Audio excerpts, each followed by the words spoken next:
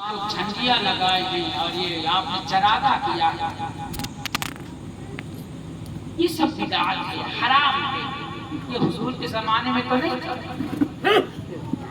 ابو بکر صدیق کے زمانے میں تو نہیں تھا، عمر فاروق عثمان غنی مولا علی کے زمانے میں تو نہیں تھا۔ سیدنا محمد کل رحمت اللہ تعالی علیہ نے فرمایا یہ بتا اب کس کا زمانہ چل رہا ہے؟ تو کہتا ہے یہ نبی کے زمانے میں نہیں تھا، اب بتا یہ کس کا زمانہ ہے؟ کیا تو موسیٰ علیہ السلام کا امتی ہے؟ کیا تو عیسیٰ علیہ السلام کا امتی ہے؟ کیا تو نے حضرت یعقوب و ایوب کا کلمہ پڑھا ہے؟ اللہ کی قسم اب سے لے کر قیامت تک میرے مصطفیٰ کا زمانہ ہے، میرے مصطفیٰ کا زمانہ ہے۔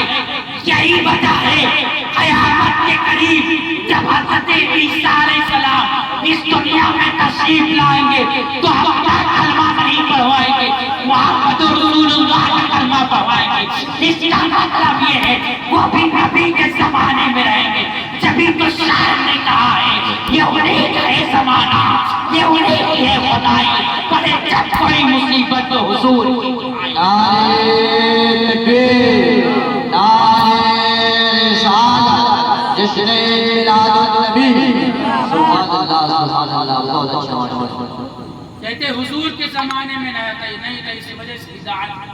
مجھ سے کہو بھیا حضور نے لنگی پہنا ہے، سادہ سا جبہ یا کرتا شریف پہنا، کیوں آپ بہترین سے یہ شیروانی پہنتے ہیں، صدری پہنتے ہیں، یہ اٹھنگا پاجامہ 500-600 روپیہ دے کر سلوا کے شادی سی لنگی پہنے نا، مصطفیٰ جائے رحمت کچے سے گھر میں رہتے ہیں۔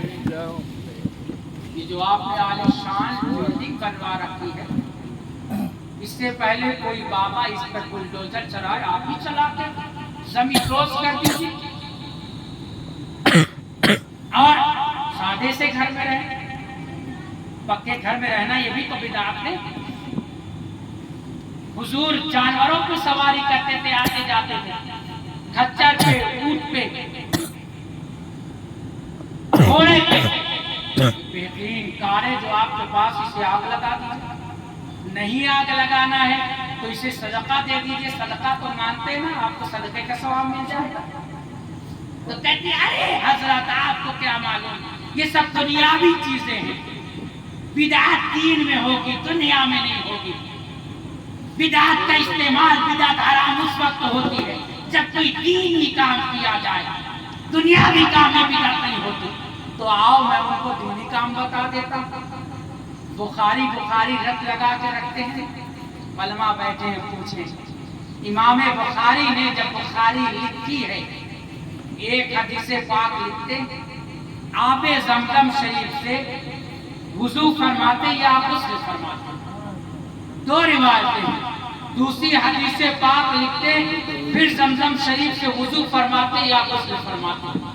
اسی طرح کر کے امام بخاری نے پوری بخاری لکھی، پوری بخاری لکھی۔ ان سے کہو کسی حدیث پاک سے ثابت کرو نبی کی حدیث لکھنے سے پہلے وضو کیا جائے زمزم سے یا غسل کیا جائے۔ کسی قرآن کی آیت سے دلیل دو، صحیح حدیث نہیں تو کم از کم صحیح حدیث لاؤ۔ ان کی اماں اس دنیا سے چلی جائے گی،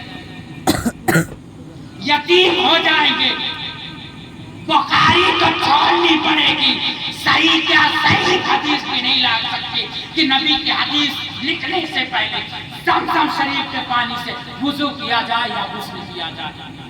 اور امام بخاری جنہوں نے بخاری لکھی یہ خود مقلد تھے، غیر مقلد نہیں۔ آج دیکھو دوسری دلیل دیکھو، کہتے ہیں نا حضور کے زمانے میں نہیں تھا، حضور کے زمانے میں نہیں تھا۔ آج جو قرآن شریف پڑھا جاتا ہے جس پر زبر زیر پیش اعراب حرکت لگے گی، صحابہ نے یا نبی نے زبر زیر پیش کو لگا کر قرآن نہیں پڑھا۔ اس وقت سادہ قرآن کریم تھا. قرآن کریم میں جب زبر سے پیش لگایا گیا تو تقریباً